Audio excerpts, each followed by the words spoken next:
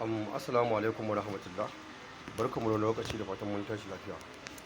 Wannan Bitcoin yau kun gani dala 19,328 kuma still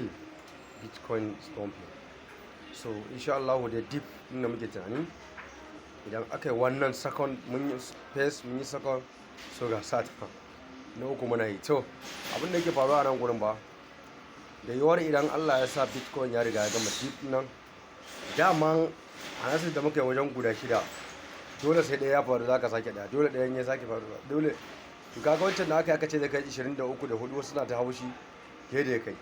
wancan da aka yi kuma aka ce sai ya kai irin 20 sai da ya kai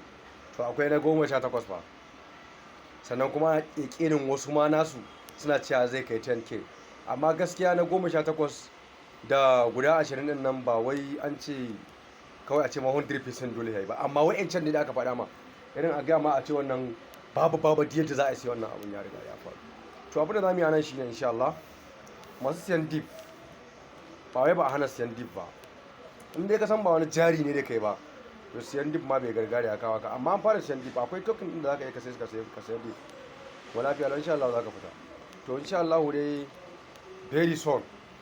wannan dip insha Allah inda da wani update ma za mu fito mai bayani yadda ya kamata mutane su fara siya amma insha Allah very soon akwai labari mai daɗi